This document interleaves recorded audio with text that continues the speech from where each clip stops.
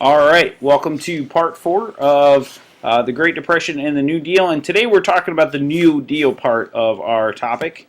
And quick reminder, these are two essential questions. I've talked about them before, so hopefully you're familiar by now.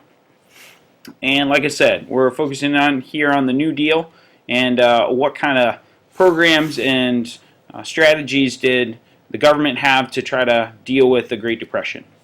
So this is a long list of programs and laws that get passed. If you can see, there's an acronym after each one. The government's pretty famous for adding acronyms to a bunch of stuff, and at the time it was called alphabet soup. That people had a hard time keeping track of what government program was what acronym or abbreviation. You might feel that same sort of frustration, but we'll talk about which one of these are really important to remember in class, but certainly I want to give you an overview of all of them. And really quick, the first goal of the New Deal was relief for the unemployed. This was the biggest problem the government saw in trying to help the people in this situation of the Depression. So that's what we're going to talk about first.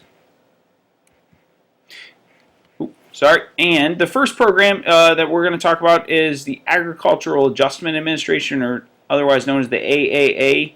And this was created to help farmers, essentially, a big segment of the population and a large swath of the middle section of the country. And the government regulated the amount of crops that could be produced, which kind of sounds strange to our ears, although the government is still pretty involved in the food supply and farming today. But essentially, by doing this, crop prices rose and production was lowered, which so we're growing less food but getting more money for the food we produce. And essentially the impact that has is the government would pay you the difference in what you would not make by not growing as much food. And so people would get checks, their AAA check from the government to do so. So the government not paying farmers doesn't seem to make at least common logic sense, but the idea is you lower the supply and so you raise the demand and therefore the price. And really this is what's known as a subsidy. The government still does this to some extent, paying farmers not to farm. But it did help certainly farmers get more money, and eventually, though, this law was found unconstitutional. We'll see the Supreme Court will come back over and over again with the New Deal and strike down laws, declaring them unconstitutional and a violation of some part of the Constitution. And so we'll keep on moving on, though, and the CCC, or the Civilian Conservation Corps, is focused on one of the target groups of the New Deal were young men. These guys, if unemployed, bummed around and might cause problems, and there was a fear at one point that all these young men who were out of work might inspire to have a revolution. So they wanted to put them to work, and what they did is they used their brawn, and so they built roads and planted trees and built parks and helped in erosion and flood control. And all over the Great Plains, they planted trees to prevent another Dust Bowl. And workers were paid in cash, and they got to eat and live for free. So we can see a picture here of young men at work and doing benefit for the country, but also for themselves. So here's a quote from FDR at the time: "Our greatest task is to put people to work. This is not unsolvable problem if we face it wisely and courageously. It can be accomplished in part by direct recruiting by the government itself, treating the task as if we would treat the emergency of war. But at the same time, though this employment, accomplishing greatly needed projects to stimulate and reorganize the use of our national resources." So essentially FDR is saying, let's use the war model. When we have a war, we send young men out to defend and protect our country. Let's send them out to protect and defend against this Great Depression. We're going to use the same group who's active and has energy and just wants to do something for the nation.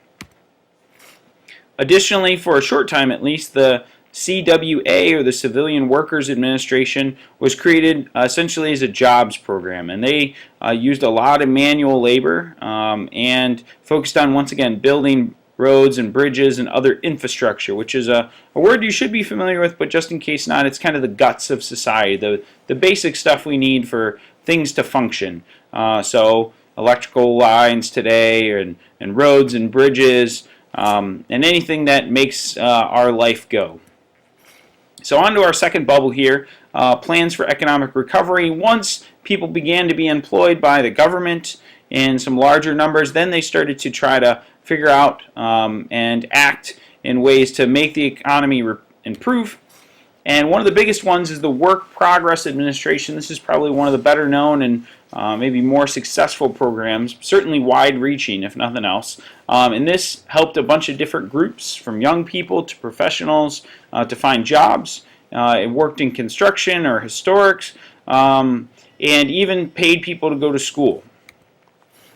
So we'll see the WPA has a wide swath of reach, and we'll see all these reds are the cents per dollar the WPA spends. They divided it up, and we'll see a gambit of things from recreational stuff to white-collar projects to power lines and utilities to conservation and planting trees and transportation, health, and streets and bridges and all that stuff, and even public buildings. Locally in our area, there are a lot of school buildings and some other public buildings that were built during the WPA time. We'll talk more about those in class. Also, just kind of a visual representation now. So we have community centers providing all kinds of resources for people, free classes so people can get educated, putting people to work, even women painting. So the WPA has a lot of things going on. Additionally, it had goals outside of just employment, and that was to promote equality between men and women. This was not necessarily something that we would be familiar with today, a huge inequality between men and women, and they took the step by paying men and women the same job for the same work, which was really unheard of at the time. So people working in the textile industries, and expanded the jobs women did. So working in hospital services or convalescent centers for children or medical research. So really expanding what women were doing in society. Additionally, if you've ever heard of the term starving artist, you might imagine that artists were pretty starving in the Great Depression, and so the federal government, under the WPA, employs artists and musicians to do all kinds of work. So they have them do public performances. So here we see, our WPA down here, the Federal Music Project. Additionally, federal art projects were one of the probably more lasting legacies of the WPA and the New Deal. We can see this is a famous mural of dam construction, but also if you go to the main library in Toledo in the